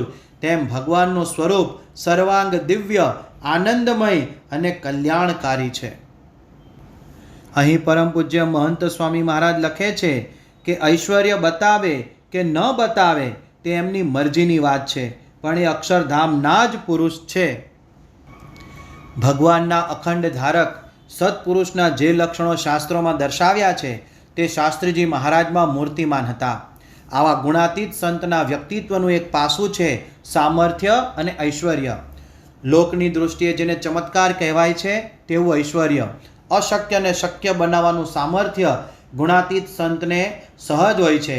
ભગવાન સ્વામિનારાયણ વચનામૃત ગઢડા પ્રથમ 27માં કહે છે કે ધર્મ જ્ઞાન વૈરાગ્ય આદિક અનંત શુભ ગુણે યુક્ત જે ભક્ત તે ભગવાનને પ્રતાપે કરીને અનંત પ્રકારના ઐશ્વર્યને પામે છે ને અનંત જીવનો ઉદ્ધાર કરે છે, એવા સંત તો સમગ્ર બ્રહ્માંડના આધારરૂપ છે. ગુણાતીત સંત આ લોકમાં પોતાના ઐશ્વર્યનો પ્રભાવ દાબીને વર્તે છે, તેમ છતાં પ્રસંગોપાત તેઓનું ઐશ્વર્ય પ્રગટ થઈ આવે છે, અને અનેક મુમુક્ષુઓને વિવિધ રૂપે તેનો અનુભવ થાય છે. શાસ્ત્રીજી મહારાજ ગુણાતીત સંત હતા, તેઓના ઐશ્વર્યનો અનુભવ અનેક લોકોએ કર્યો હતો. તેનું એક આખું પુસ્તક લખી શકાય તેમ છે. સંવત 1994માં શાસ્ત્રીજી મહારાજ ગોંડલમાં બિરાજમાન હતા ત્યારે પૂનાના તદ્દન નવા હરિભક્ત ભગવાન દાસભાઈ ત્યાં પધાર્યા. તેઓએ ઠાકોરજી પાસે મનોમન 2 સંકલ્પો કર્યા કે પૂનામાં મંદિર થાય તે માટે સ્વામીશ્રી આશીર્વાદ આપે, અને મને શ્રીજી મહારાજના દર્શન થાય તો જ જમવું, નહીં તો ઉપવાસ કરવા. શાસ્ત્રીજી મહારાજ પારાયણમાં કથા વાંચતા હતા. અચાનક તેમને શાસ્ત્રીજી મહારાજને સ્થાને શ્રીજી મહારાજ કથા વાંચતા હોય તેવા દર્શન થયા. તેમણે બાજુમાં બેઠેલા ગિરધરભાઈને આ વાત કરી. કથા બાદ સ્વામીશ્રી પાસે તેઓ આવ્યા. સ્વામીશ્રીએ આશીર્વાદ આપી હસતા હસતા કહ્યું, મહારાજે તમારો સંકલ્પ પૂરો કર્યો છે. માટે હવે જમી લો અને આવું અનશન વ્રત લેવાનો નિયમ હવે પછી નહીં રાખતા, એમ કહી તેમના 3 દિવસના ઉપવાસ છોડાવ્યા. આવા સત્પુરુષને પ્રકૃતિ પરનું નિયમન સહજ હોય છે. એકવાર શાસ્ત્રીજી મહારાજ આણંદ પધાર્યા ત્યારે લલ્લુભાઈ લખાભાઈએ સ્વામીશ્રીને પૂછ્યું કે વરસાદ ક્યારે થશે, કારણ કે જેઠ માસ બેઠો હતો અને ભીમ એકાદશીની વાવણીનો સમય પાકી ગયો હતો, પરંતુ વરસાદ થયો ન હતો. સ્વામીશ્રીએ આકાશ તરફ જોયું અને બોલ્યા, બ્રહ્માંડ ભરાય એટલું પાણી આકાશમાં ભરાયું છે, તે વરસાદ થયો જ જાણો. સ્વામીશ્રીના આ વચનથી તરત જ કોણ જાણે ક્યાંથી વાદળા થયા અને ખૂબ વરસાદ પડ્યો. સંવત 1982માં શાસ્ત્રીજી મહારાજ ડભોઉ પધાર્યા હતા. ડભોઉથી લક્ષ્મીદાસ ભગત સ્વામીશ્રીને તથા સંત મંડળને મૂકવા ગાડું જોડી તૈયાર થયા. અડધે રસ્તે પહોંચ્યા ત્યાં આકાશમાં વાદળા ઘેરાયા અને ગાજવીજ અને વીજળીના કડાકા થયા. લક્ષ્મીદાસ ભગતને મનમાં થયું, જો વરસાદ પડશે તો ઘરે પહોંચવું મુશ્કેલ થશે. તેમનો આ સંકલ્પ જાણી સ્વામીશ્રીએ કહ્યું, તમે ફિકર કરશો નહીં, તમે અમોને મૂકીને ઘેર પહોંચશો પછી જ વરસાદ થશે. સ્વામીશ્રીનું આ વચન સત્ય ઠર્યું. લક્ષ્મીદાસ ભગત સ્વામીશ્રીને રઢું મૂકી ગાડો લઈ ડભોઈ પહોંચ્યા પછી વરસાદ પડ્યો. આવા સત્પુરુષને પ્રાણીઓની વૃત્તિ પર નિયમન હોય છે. સંવત 1947માં શાસ્ત્રીજી મહારાજ ચિત્રાસર પધાર્યા હતા. એક દિવસ રાત્રિનો સમય હતો. સભા ભરીને સ્વામીશ્રી બેઠા હતા. તે વખતે એક મોટો સાપ ઝાડ ઉપરથી પડ્યો અને સડસડાટ સભા તરફ દોડ્યો. એકદમ આખી સભા ઊભી થઈ ગઈ, પરંતુ સ્વામીશ્રીએ સૌને કહ્યું, તમે ગભરાશો નહીં, એ સર્પ કોઈને કડશે નહીં. ત્યાં તો સાપ સ્વામીશ્રીના ઢોલિયા ઉપર ચડ્યો. સૌ ગભરાઈ ગયા. નિર્ભય સ્વામીશ્રી ત્યાં બેસી રહ્યા ને સાપના શરીર ઉપર હાથ ફેરવતા રહ્યા. સ્વામીશ્રીના દિવ્ય અને પ્રેમાળ સ્પર્શથી તે શાંત થઈ ગયો. થોડી વારે સ્વામીશ્રી બોલ્યા, હવે જાઓ, અને તરત જ સાપ નીચે ઉતરી ગયો અને અદૃશ્ય થઈ ગયો. વળી પરમ પૂજ્ય મહંત સ્વામી મહારાજ લખે છે, એમને વિશે સંપૂર્ણ દિવ્ય ભાવ રહે તો જ પ્રાપ્તિનું સુખ આવે. યોગીજી મહારાજને કોઈએ કહ્યું, શાસ્ત્રીજી મહારાજના અક્ષર ગરબડિયા, ઉકલે જ નહીં. તો યોગીજી મહારાજ કહે, ગુરુ એમ ન કહેવાય, શાસ્ત્રીજી મહારાજના અક્ષર તો બહુ સારા, આ તો આપણને વાંચતા નથી આવડતું. ગુણાતીતાનંદ સ્વામીની વાત છે, દિવ્ય ભાવ મનુષ્ય ભાવ એક સમજાય એટલે બધું જ થઈ રહ્યું. પ્રમુખ સ્વામી મહારાજને કોઈએ પૂછ્યું, તમને શાસ્ત્રીજી મહારાજની કઈ ક્રિયા ગમતી? ત્યારે પ્રમુખ સ્વામી મહારાજ બોલ્યા, બધી જ દિવ્ય હતી ને ગમતી. આ ન સમજાય તો માયા કહેવાય. ચિંતામણી આગળ જેનો સંકલ્પ કરીએ એ વસ્તુ તરત મળી જાય. એમ ભગવાનના સુખને ચિંતામણી તુલ્ય ગણ્યું છે, કારણ કે એમાં સુખના પ્રકાર માત્ર સમાઈ જાય છે. એ સુખની તોલે કોઈ સુખ આવતું નથી. એ સુખ સર્વશ્રેષ્ઠ છે. એની રીત આપણી ન્યાય અનુસાર ઉપાસના માર્ગે આગળ વધીએ. 5મા વિચાર મોતીનો આજે આસ્વાદ માણીશું. પરમ પૂજ્ય મહંત સ્વામી મહારાજ લખે છે, મહારાજ અને સ્વામીના સંબંધવાળા પ્રગટની નિષ્ઠાવાળા સંતો અને હરિભક્તો પણ મનુષ્ય નથી, દિવ્ય છે. તો સત્પુરુષ દિવ્ય હોય તેમાં શું કહેવું? ભક્તો પ્રત્યે જેટલો દાસ ભાવ અને દિવ્ય ભાવ હોય એટલું પ્રાપ્તિનું સુખ આવે.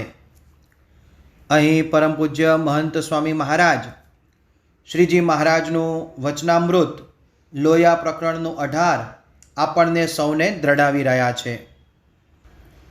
શ્રીજી મહારાજ લોયાના 18મા વચનામૃતમાં કહે છે, જેને ભગવાનનો નિશ્ચય હોય તે તો એમ સમજે જે ગોલોક, વૈકુંઠ, શ્વેતદ્વીપ, બ્રહ્મપુર એ ધામના જે ઐશ્વર્ય, સમૃદ્ધિ તથા પાર્ષદ તેણે સહિત એ ભગવાન છે, અને એમની સેવાના કરતલ તો રાધિકા, લક્ષ્મી આદિક છે. એવા પરમ ભાવે સહિત ભગવાનને દેખે છે. અને જે મૂઢ છે તે માણસ જેવા દેખે છે. તે શ્રી કૃષ્ણ ભગવાને ગીતામાં કહ્યું છે, અવજાનંતિમાં મૂઢા માનુષીમ તનુમાશ્રિતમ પરમ ભાવમ જાનંતો મમ ભૂત મહેશ્વરમ. માટે જે મૂઢ છે તે ભગવાનના એવા પરમ ભાવને જાણ્યા વિના ભગવાનને વિશે પોતાના જેવા મનુષ્યના ભાવને પરઠે છે. તે મનુષ્ય ભાવ તે શું? તો કામ, ક્રોધ, લોભ, મોહ, મદ, મત્સર, આશા, તૃષ્ણા ઇત્યાદિ અંતઃકરણના ભાવ છે. તથા હાડ, ચામ, મળ, મૂત્ર આદિ તથા જન્મ, મરણ, બાળ, યૌવન, વૃદ્ધ એ સર્વે દેહના ભાવ છે. ઇત્યાદિ જે મનુષ્ય ભાવ તે સર્વે ભાવને ભગવાનને વિશે પરઠે છે. માટે એવા ભાવનો પરઠનારો જે હોય તેને ભગવાનના નિશ્ચય જેવું જણાય છે, તો પણ તેનો નિશ્ચય કાચો છે અને એ જરૂર સત્સંગમાંથી પડશે. અને એ ભગવાન તો પરમ દિવ્ય મૂર્તિ છે ને ભગવાનને વિશે તો એ મનુષ્ય ભાવનો લેશ નથી. વળી શ્રીજી મહારાજ આગળ કહે છે, એવી રીતે ભગવાનને વિશે જેને દિવ્ય ભાવ છે તેને પૂરો નિશ્ચય જાણવો. અને એમ કહે છે જે આને પ્રથમ ભગવાનનો નિશ્ચય નહોતો ને હવે થયો, તે શું એ પ્રથમ ભગવાનને નહોતો દેખતો? દેખતો તો હતો, પણ મનુષ્ય ભાવે સહિત દેખતો હતો. અને પછી જ્યારે નિશ્ચય થયો ત્યારે દિવ્ય ભાવે સહિત દર્શન કર્યું, ત્યારે એને નિશ્ચય થયો જાણવો.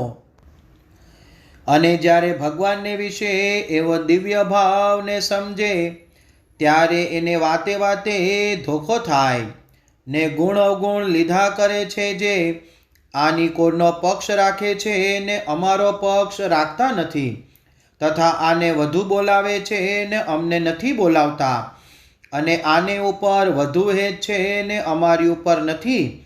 એવી રીતે ગુણ અવગુણ પરઠ્યા કરે છે. તેણે કરીને એનું અંતર દિવસે દિવસે પાછું પડીને અંતે તે વિમુખ થાય છે. માટે ભગવાનને વિશે તો મનુષ્ય ભાવ ન જ પરઠવો અને ભગવાનના ભક્તને વિશે પણ મનુષ્ય ભાવ ન પરઠવો. કાજે દેહે કરીને તો ભગવાનના ભક્તમાં કોઈક આંધળો હોય, લૂલો હોય, કોઢિયો હોય, બહેરો હોય, વૃદ્ધ હોય, કુરૂપ હોય, અને તે જ્યારે દેહ મૂકે છે ત્યારે શું ભગવાનના ધામમાં એવા આંધળા લૂલા જ રહે છે? નથી રહેતા. એ તો સર્વ મનુષ્યપણાના ભાવ છે. તેને મૂકીને દિવ્ય રૂપ થાય છે, બ્રહ્મરૂપ થાય છે. માટે હરિના ભક્તને વિશે મનુષ્ય ભાવ ન પરઠાય તો પરમેશ્વરને વિશે કેમ પરઠાય? અને આ જે વાત છે તે સૂઝે તો આજ સમજો તો એટલી સમજવી છે, અને સૂઝે તો 100 વર્ષે કરીને સમજો તો પણ એટલી સમજવી છે. અને આ વાત સમજીને એની દ્રઢતાની ગાંઠ પાડ્યા વિના છૂટકો નથી. માટે આ અમારી વાત છે તે સર્વે હરિભક્તને યાદ રાખીને પરસ્પર કરવી. અને જ્યારે કોઈને અણસમજણે કરીને ધોખો થાય ત્યારે તેને આ વાત કરીને ચેતાવી દેવો.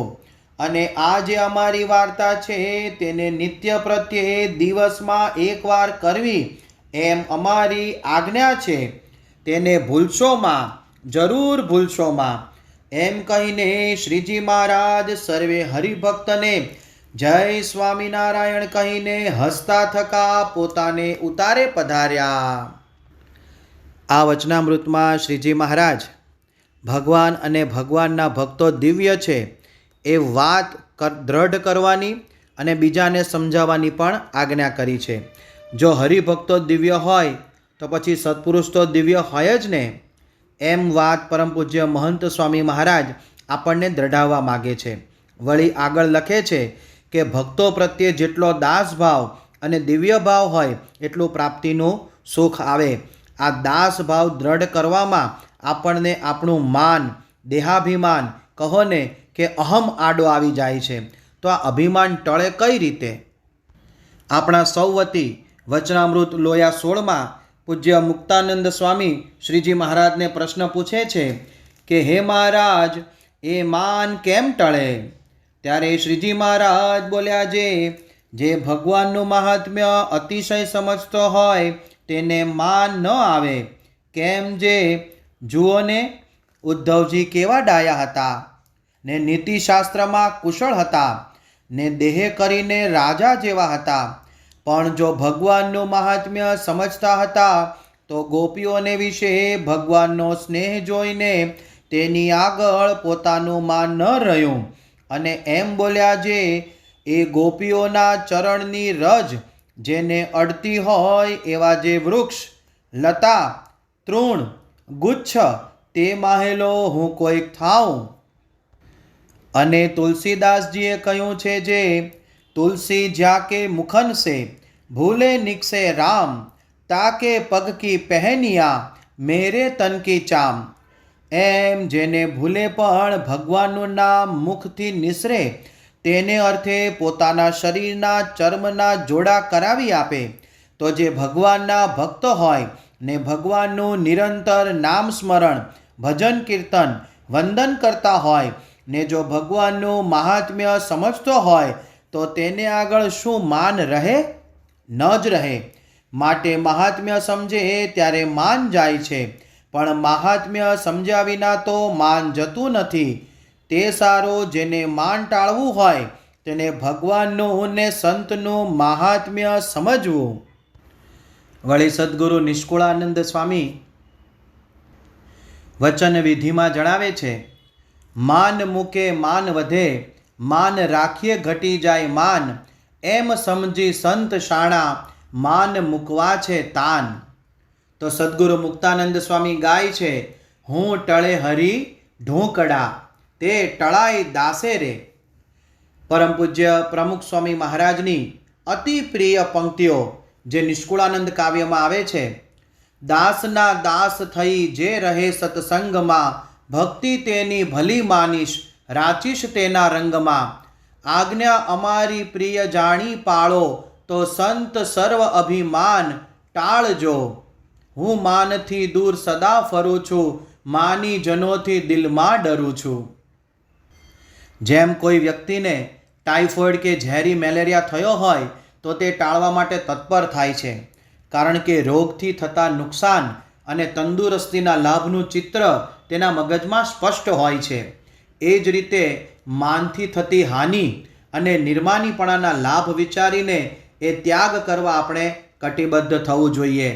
શ્રીજી મહારાજ સ્વયં સર્વોપરી ભગવાન હોવા છતાં કેટલા નિર્માણીપણે વર્ત્યા. સંતોને દંડવત કરતા, લોજમાં નીચી ટેલની સેવા કરતા, જૂનાગઢમાં જમતા જમતા 17 વાર ઉઠાડ્યા છતાં શાંત. એક નાનો બાળક પણ ન દુખાય તેની સતત ચિંતા તે કરતા. ગઢડા મધ્ય 13માં પોતાના નિર્માનીપણાની વાત કરતા શ્રીજી મહારાજ જણાવે છે કે અમારે તો ત્રિલોકીનું રાજ કરવું અને ઠીકરું લઈને માગી ખાવું એ બેમાં સમ વર્તે છે. હાથીને હોદ્દે બેસવું તથા પગપાળા ચાલવું તે સમ વર્તે છે. કોઈ ચંદન તથા પુષ્પ નાખે ને ધૂળ નાખે એ બેય સમ વર્તે છે. માન ટાળવાનો ઉપાય બતાવનાર શ્રીજી મહારાજ પોતે સાક્ષાત નિર્માનીપણાની મૂર્તિ હતા. તેથી તેઓ સ્વાનુભવથી માન ટાળવાનો ઉપાય બતાવે તે યથાર્થ જ હોય. આથી પ્રમુખ સ્વામી મહારાજ ઘણીવાર કહેતા કે જેના નિર્માની ભગવાન તેના જનને કેમ જોઈએ માન. વળી માન ટાળવાનો પ્રશ્ન પૂછનાર મુક્તાનંદ સ્વામી પોતે કેટલા નિર્માનીપણાની મૂર્તિ હતા. શ્રીજી મહારાજ કરતાં 23 વર્ષે મોટા હતા. વળી રામાનંદ સ્વામીના પ્રથમ પંક્તિના શિષ્ય હતા. છતાં નીલકંઠ વર્ણી મહારાજે લોજમાં આવીને તરત જ જે સુધારા કર્યા, જેમ કે ગોખ પૂર્યો, સભા જુદી કરી, તે તમામ મુક્તાનંદ સ્વામીએ તરત સ્વીકારી લીધા. વળી રામાનંદ સ્વામીએ પોતાના સ્થાને નીલકંઠ વર્ણી મહારાજને ગાદી પર બેસાડ્યા. એનો હૃદયથી સ્વીકાર કરવો એ જ નિર્માનીપણાની ચરમ સીમા છે. તેઓ પોતે તો અહમ શૂન્ય હતા જ, છતાં પણ ક્યાંક માનનો સૂક્ષ્મ અંશ રહી ન જાય એ માટે તેઓ પ્રશ્ન પૂછે છે. માન ટાળવાનો એકમાત્ર ઉપાય છે ભગવાનના મહાત્મ્યનું યથાર્થ જ્ઞાન હોવું જોઈએ. ભગવાનના મહાત્મ્ય વગર માન ટાળવું કઠણ છે. ભગવાનના મહિમા વિના માન ટાળવાના ગમે તેટલા સાધન કરે પણ એ બધામાં બકરું કાઢવા જતાં ઊંટ પેસે એવું થાય છે. તેથી નિષ્કુળાનંદ સ્વામી ભક્ત ચિંતામણીમાં કહે છે, ઘર તજી જાય કોઈ વન, એકાંતે બેસી કરે ભજન, અન્ન મૂકી ફળ ફૂલ ખાય, પણ માન તે તો ન તજાય. કોઈ જ્ઞાની થઈ કરે જ્ઞાન, કોઈ ધ્યાની થઈ ધરે ધ્યાન, કોઈ ભક્ત થઈ ગુણ ગાય, પણ માન તે તો ન તજાય. સર્વે મરે છે માનના માર્યા, માન આગળ કંઈક હાર્યા. એવા માનને મેલી મહંત, ભાવે ભજે છે શ્રી ભગવંત. તેથી શ્રીજી મહારાજ કહે છે કે ભગવાનનું યથાર્થ મહાત્મ્ય સમજ્યા વિના માન ટળતું નથી. મહિમા સમજાય તો જ માન ટળે. તેથી માન ટાળવું હોય તો ભગવાન અને સંતનું મહાત્મ્ય સમજવું. પરમ પૂજ્ય મહંત સ્વામી મહારાજ આથી લખે છે કે ભક્તો પ્રત્યે જેટલો દાસ ભાવ અને દિવ્ય ભાવ હોય એટલું પ્રાપ્તિનું સુખ આવે. ભગવાનના સુખ, શક્તિ, સામર્થ્ય, ઐશ્વર્યનું યથાર્થ જ્ઞાન જેને હોય તેને મહિમા સમજાય અને દાસભાવ અને દિવ્ય ભાવ અખંડ રહે. ભગવાનનું સુખ કેવું છે? તો સારંગપુર 1ના વચનામૃતમાં શ્રીજી મહારાજ કહે છે કે ભગવાનના એક રોમમાં જેટલું સુખ રહ્યું છે તેટલું સુખ જો અનંત કોટી બ્રહ્માંડના વિષય સુખ ભેળા કરીએ તો તેના કોટીમાં ભાગની બરોબર પણ થાય નહીં. પ્રાકૃત વિષયનું સુખ છે તે તો અન્ય પદાર્થને આશરીને રહ્યું છે તથા પૃથક પૃથક છે, અને જે ભગવાન છે તે તો સર્વ સુખ માત્રના રાશિ છે, ને ભગવાન સંબંધી જે સુખ છે તે તો અવિનાશી છે ને મહા અલૌકિક છે. જેમ ભારે ધનાઢ્ય ગૃહસ્થ હોય ને તે પોતાના ઘરમાં અનેક પ્રકારના ભોજન જમતો હોય ને તે જમીને ઉચ્છિષ્ટ કાંઈક બટકું રોટલો વધે તે કૂતરાને નાખે તે અતિશય તુચ્છ કહેવાય, તેમ ભગવાને બ્રહ્માંડને વિશે અનેક જીવોને પંચ વિષય સંબંધી સુખ આપ્યું છે તે તો કૂતરાને બટકું રોટલો નાખ્યો હોય તેની પેઠે તુચ્છ છે. વળી ભગવાનનું ઐશ્વર્ય કેવું છે? તો વચનામૃત ગરડા પ્રથમ 27માં શ્રીજી મહારાજ કહે છે કે પૃથ્વી જેની ડોલાવી ડોલે છે, સૂર્ય ચંદ્ર ઉદય અસ્ત થાય છે, આકાશમાં જળ અદ્ધર રાખી મૂક્યું છે, જળ બિંદુમાંથી મનુષ્ય ઉત્પન્ન થાય છે, વગેરે અનંત પ્રકારના આશ્ચર્યના કરનારા ભગવાન છે. પરબ્રહ્મ ભગવાન શ્રી સ્વામિનારાયણ અને અક્ષર બ્રહ્મ ગુણાતીતાનંદ સ્વામીની આપણી ઉપર કૃપા દ્રષ્ટિ થઈ છે કે આપણને વર્તમાન કાળે પરમ પૂજ્ય મહંત સ્વામી મહારાજ મળ્યા છે. સદગુરુ મુક્તાનંદ સ્વામીના શબ્દોમાં કહીએ તો સબ ગુણ પૂરન પરમ વિવેકી, ગુણ કો માન ન આવે, મહિમાની મૂર્તિ, દાસપણાની મૂર્તિ, પોતે ગુરુ હોવા છતાં પોતાના શિષ્યોને દંડવત કરી શકે છે, આવા મહાસામર્થ્યવાન હોવા છતાં દાસભાવ અને દિવ્ય ભાવમાં વર્તે છે, એવા ગુરુની આપણને ભેટ થઈ છે. એની રીત આપણી ન્યાય અનુસાર ઉપાસના માર્ગે આગળ વધીએ. છઠ્ઠા વિચાર મોતીનો આજે આસ્વાદ માણીશું. પરમ પૂજ્ય મહંત સ્વામી મહારાજ લખે છે, આ લોકના સુખ દુઃખ આવ્યા કરે, પણ પ્રાપ્તિની સામે નજર રાખીએ તો સુખ દુઃખ જરાય નજરમાં ન આવે. અહીં સ્વામીશ્રીએ ખૂબ જ અદ્ભુત વિચાર આપ્યો છે. પરબ્રહ્મ ભગવાન સ્વામિનારાયણ હોય કે અક્ષર બ્રહ્મ ગુણાતીતાનંદ સ્વામી કે 500 પરમહંસો હોય, તેમણે આ સંસારની વ્યથા જોઈ હતી, સાંભળી હતી, અનુભવી હતી, અને એટલા માટે જ તેમના વચનોમાં, તેના કાવ્યોમાં આ ઘટના પડઘાતી રહી હરિભક્તોની સુખાકારી માટે.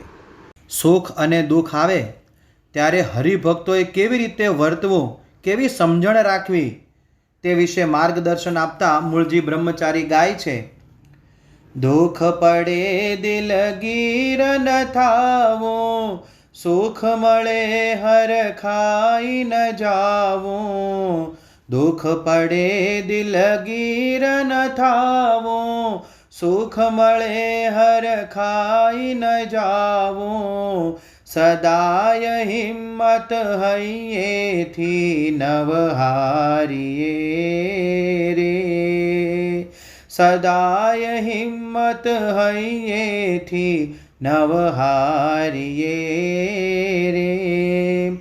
સંસાર છે સુખ દુઃખનો દરિયો, તેમાં તરી શકે કોઈક જ તરિયો, સંસાર છે સુખ દુઃખનો દરિયો, તેમાં તરી શકે કોઈક જ તરિયો, સંત સમાગમ કરીને મનને મારીએ રે. રૂડું સ્વામિનારાયણ નામ નિત્ય સંભારીએ રે.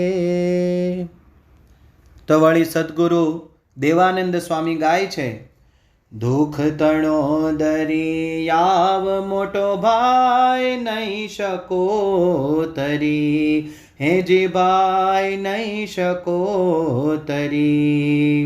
શામળિયાને શરણે જાતા હો,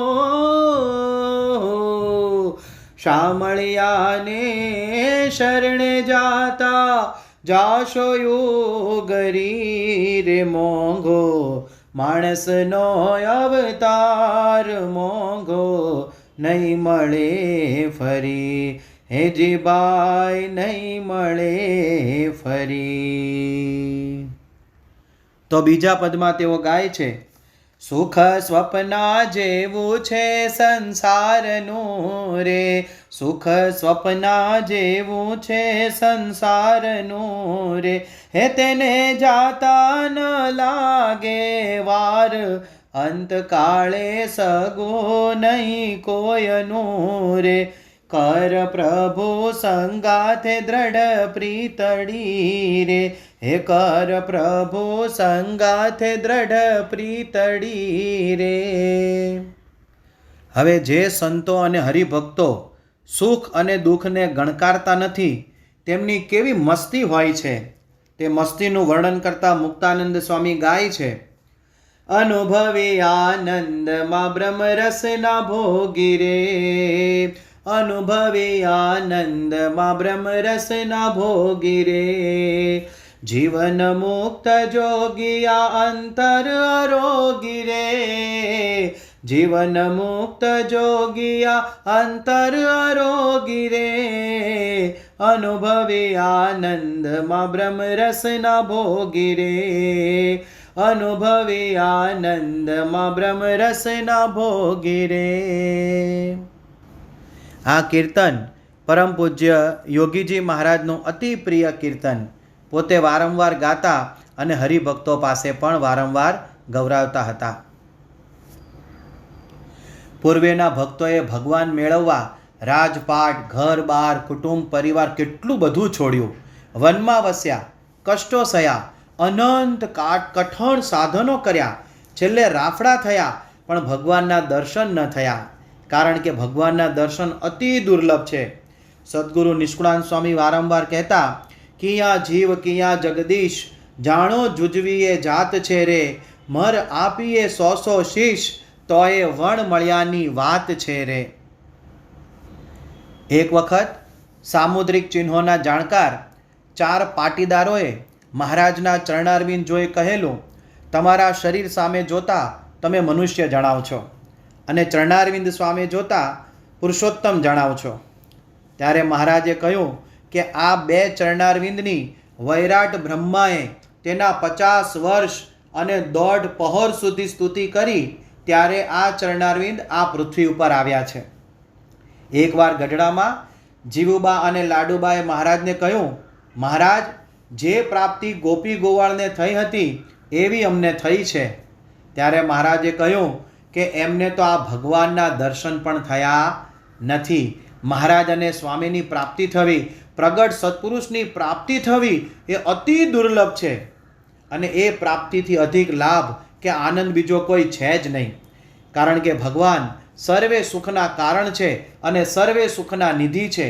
વચનામૃત સારંગપુર પહેલામાં શ્રીજી મહારાજ કહે છે, ભગવાનનું એક નિમિષ માત્રનું દર્શન, તે ઉપર અનંત કોટી બ્રહ્માંડના જે વિષય સુખ, તે સર્વેને વારી ફેરીને નાખી દઈએ.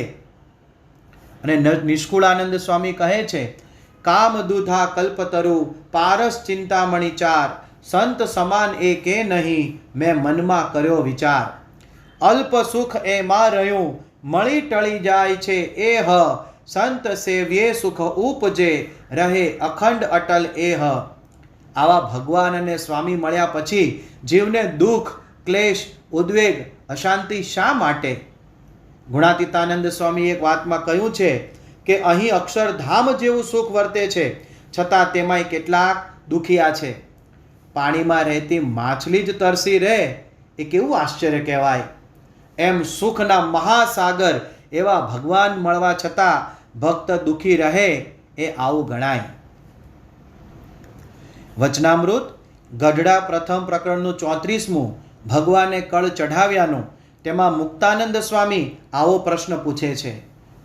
મુક્તાનંદ સ્વામી પૂછે છે, જીવને ભગવાનની પ્રાપ્તિ થવી તે અતિ દુર્લભ છે, અને ભગવાનની પ્રાપ્તિ થઈ ત્યારે એથી બીજો મોટો લાભ પણ નથી ને તેથી આનંદ પણ બીજો નથી. તે એવા મોટા આનંદને મૂકીને તુચ્છ પદાર્થ માટે કેમ ક્લેશને પામે છે? એ પ્રશ્નનો ઉત્તર આપતા શ્રીજી મહારાજ બોલ્યા છે, લ્યો એનો ઉત્તર અમે કરીએ જે. પરમેશ્વરના વચનને મૂકીને જ્યારે આડો અવળો ડોલે છે ત્યારે ક્લેશને પામે છે, અને જો વચનને વિશે રહે તો જેવો ભગવાનનો આનંદ છે તેવા આનંદમાં રહે છે, અને જેટલું જે ભગવાનનું વચન લોપે છે તેટલો તેને ક્લેશ થાય છે. માટે ત્યાગીને જે આજ્ઞા કરી છે તે પ્રમાણે ત્યાગીને રહેવું, અને ગૃહસ્થને જે પ્રમાણે આજ્ઞા કરી છે તે પ્રમાણે ગૃહસ્થને રહેવું, ને તેમાં જેટલો ફેર પડે છે તેટલો ક્લેશ થાય છે. એ આદિક જે ત્યાગી અને ગૃહસ્થને નિયમ કયા છે તેમાં જેટલો જેને ફેર પડે તેટલો તેને ક્લેશ થાય છે.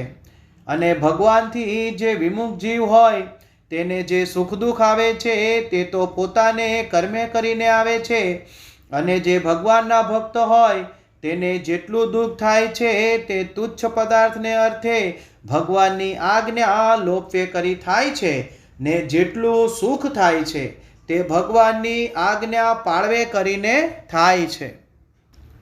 અહીં આગળ શ્રીજી મહારાજ ભગવાનનો નહીં પણ ભક્તનો વાંક બતાવે છે. ઘરમાં અંધારું છે, કારણ કાં તો વીજળીનું જોડાણ લીધું નથી, અને લીધું છે તો ફ્યુઝ ઉડી ગયો છે. આમાં પાવર હાઉસનો વાંક નથી, કારણ કે બીજાના ઘરમાં તો પ્રકાશ છે, તેથી વાંક આપણો જ છે. આ જ રીતે ભગવાનના સુખનો અનુભવ ઘણા સંતો હરિભક્તોએ કર્યો છે અને કરી રહ્યા છે, છતાં કોઈકને નહીં આવતું હોય તો વાંક એ હરિભક્તનો છે. એ વાંક છે આજ્ઞાલોપનો. દુઃખનું મૂળ કારણ આજ્ઞાલોપ છે. આજ્ઞાના ઘણા બધા પ્રકારો છે. તેમાં પહેલો પ્રકાર છે પ્રસંગોપાત થતી આજ્ઞા. ઉમરેઠના રૂપરામ ઠાકરે પોતાના ઘરે મહારાજ અને 500 પરમહંસોને બોલાવી કેરીના રસની રસોઈ આપી. રસ ખૂબ ખાટો હોવાથી શ્રીજી મહારાજે ખાંડ માગી, પણ રૂપરામ ઠાકરે કહ્યું, અમારી નાતમાં ખાંડ આપવાનો રિવાજ નથી અને આપી પણ નહીં. પછી આખી જિંદગી એમને બળતરા રહી ગઈ કે આવી નાની શી આજ્ઞા પાળી શકાય નહીં. આવી પ્રસંગોપાત આજ્ઞા પાળવાથી આવનાર દુઃખથી ભક્તની રક્ષા થાય છે. રામપુરાના હરિભક્તોને શ્રીજી મહારાજે તાત્કાલિક ગામ ખાલી કરીને જતી રહેવાની આજ્ઞા કરી. એમણે આજ્ઞા પાળી. બીજે દિવસે ગાયકવાડની સેનાએ આવીને ગામ લૂંટી લીધું, પણ આ ભક્તોની રક્ષા થઈ. યોગીજી મહારાજે વડોદરા જિલ્લાના વાસણાના ચતુરભાઈને પત્ર મળે કે તરત જ ગોંડલ આવી જવું એવા 2 પત્રો લખ્યા. તેમણે વિચાર્યું કે દિવાળી પછી જઈશ, પણ દિવાળીના આગલા દિવસે જ તેમના દુશ્મનોએ તેમને મારી નાખ્યા. જો તેમણે આજ્ઞા પાળી હોત તો બચી જાત. યોગીજી મહારાજના દર્શને આફ્રિકાથી સહકુટુંબ આવેલા શીખ ભક્ત નારણસિંહે પાછા જવા માટેની વિમાનની ટિકિટ બુક કરાવી હતી, પણ આગલા દિવસે જ યોગી બાપાએ વધુ 2 દિવસ રોકાવાની આજ્ઞા કરી. તેમણે આજ્ઞા પાળી, રોકાઈ ગયા. આ બાજુ એમની ટિકિટ જે વિમાનમાં હતી તે ડાકોટા વિમાન તૂટી પડ્યું અને બધા જ પ્રવાસીઓ માર્યા ગયા, પણ તેમની સહકુટુંબ રક્ષા થઈ. બીજું છે નિયમ ધર્મ પંચવર્તમાન સંબંધી આજ્ઞા પાલન. શ્રીજીકૃત શાસ્ત્રોમાં ત્યાગી અને ગૃહી બધા માટે આવી આજ્ઞાઓ કાયમી પાલન માટે કરવામાં આવી છે. અને શ્રીજી મહારાજે કોલ આપ્યો છે. શિક્ષાપત્રીમાં શ્લોક નંબર 8 અને 9માં મહારાજ કહે છે, જે આ શિક્ષાપત્રી પ્રમાણે વર્તશે તે ધર્મ, અર્થ, કામ અને મોક્ષની સિદ્ધિને નિશ્ચય પામશે.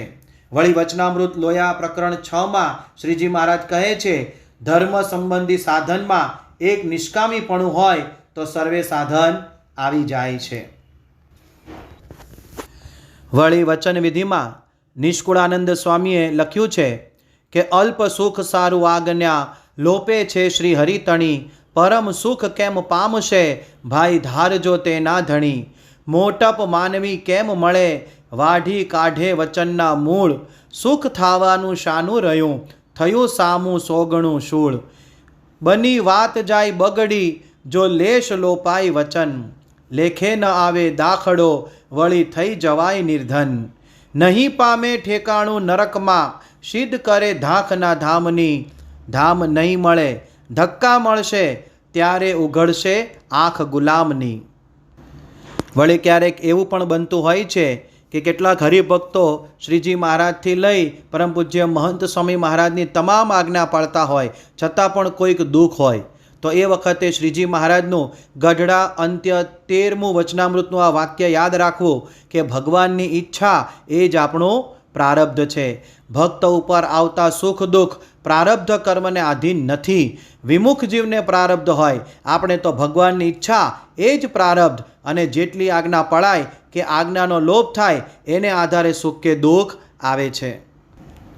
આવા સુખ કે દુઃખને ગણકાર્યા વિના સદગુરુ નિષ્કુળાનંદ સ્વામી કેફથી ગાતા, ભાગ્ય જાગ્યા રે આજ જાણવા, કોટી થયા કલ્યાણ કોટી થયા કલ્યાણ. ભાગ્ય જાગ્યા રે આજ જાણવા, ઉધારો ન રહ્યો એહનો, પામ્યા પ્રભુ પ્રગટ પ્રમાણ, પામ્યા પ્રભુ પ્રગટ પ્રમાણ. ભાગ્ય જાગ્યા રે આજ જાણવા, ભાગ્ય જાગ્યા રે આજ જાણવા. એની રીતે રીત આપણી એ ન્યાય અનુસાર ઉપાસના માર્ગે આગળ વધીએ એ જ અભ્યર્થના સહ સૌને ઘણા જ હેતપૂર્વક જય સ્વામિનારાયણ.